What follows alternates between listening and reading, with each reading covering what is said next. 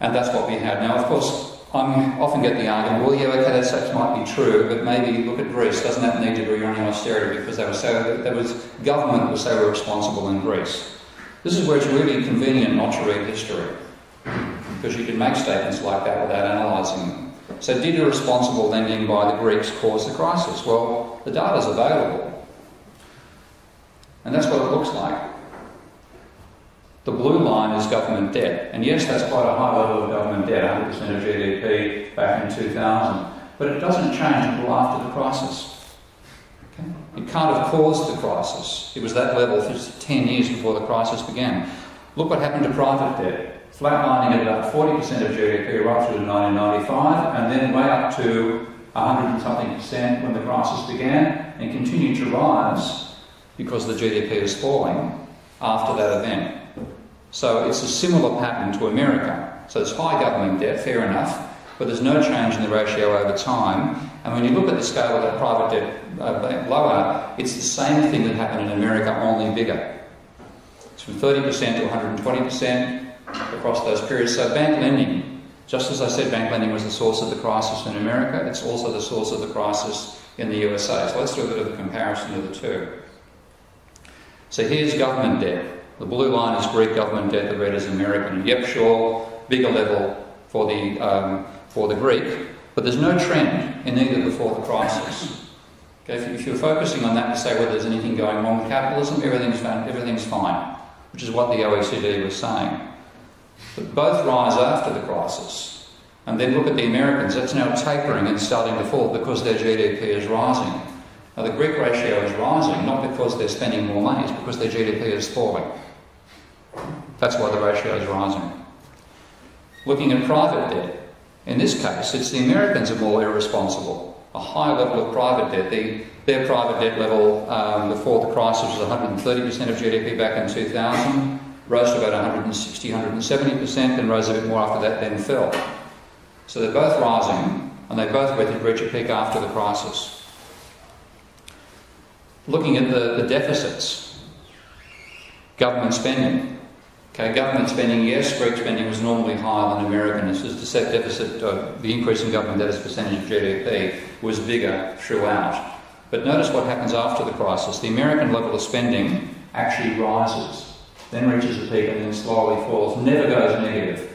The Greeks, thanks to the troika, down to minus 30% of GDP for a couple of years. So they both rise after the crisis. But the US continues to run deficits, whereas this enormous impact of deflation coming in from the Troika's policies that were supposed to be expansionary. And the key difference between the two economies is private sector deleveraging, because both had this rising level of private debt before the crisis, both leveraging up very, very similar rates of growth. Then when the crisis hit, both start to delever, but the Americans then start re-levering again. They're back into borrowing money as of 2010. The rate of decline of debt slowed down and then it began to rise, and finally there's now positive increases in private debt in America. But Greece is just deleveraging all the way through.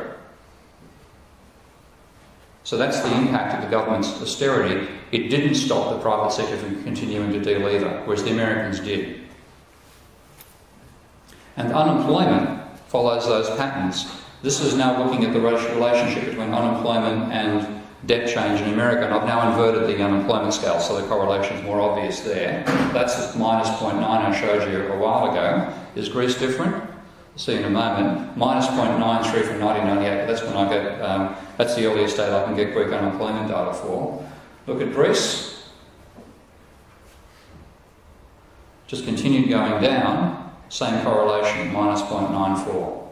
And that level down there bottomed out at 27, 28%. There's a bit of a rise going on now, which the EU is lauding as a recovery. I think Benedict told me that they're saying Greek GDP only fell by 0.9% last year. What a fantastic success that was. Well, it's stabilising because the rate of deleveraging is flattened out. Okay. It's not what the EU has done, it's what the private sector finally can't deliver any faster than they're doing right now. So this whole idea of treating the government like a business is a fallacy. We should treat the government like a bank. And just like a bank's goal is to have loans greater than repayments, a government's goal should be having spending greater than taxation. And should normally run a deficit. Not 1,000% of GDP. People always say it's going to be too big a deficit. But clearly, the deficit the Americans ran, which is much larger than the maximum allowed by the EU Fiscal Pact, is why America's come out of the crisis so rapidly. I don't think it's a sustainable way out, but it's avoided the deep personal tragedy that Greece and Spain, Italy and other parts of southern Europe are. So the government running a surplus extracts money from the economy. That's what we have to get into our heads. It's not a way of saving money, it's extracting money, it's abolishing it. So there's three ways to create money. Private banks can lend out more than they get in repayments. A country can run a balance of trade payment surplus, which is what Austria and Germany normally do. And the government can run a deficit. Those are the three ways. And I can use a very rough rule of thumb here. It's very rough, just to give a guide. But you can pretty much say that nominal GDP growth will be roughly equal to the sum of private debt growth, the government deficit, which is roughly government debt growth, and the balance of payments surplus. Very rough, but it gives you an idea of magnitudes. So I put that together, and for Greece, all three of those are negative now. Private and government debt was positive up till 2012, collectively. The current account deficit was always a negative contribution. And if you take a look at what's going on with both GDP change and those money sources, that's the sort of relationship you get. GDP change is following money growth down. So it's ignorance about the nature of money that's made this crisis so bad and made the EU's advice so disastrously wrong. So they've made the crisis much worse. They've turned a severe downturn into a Great Depression. And here's looking at what the Americans did. One counterbalances the other. That when the private sector spending went down and there's deleveraging by the private sector, government spending went up and compensated. That like the effect of the air conditioning unit I was talking about earlier. Greece, on the other hand, private down and public down as well, smashing money out of the economy and making the crisis as bad as it was.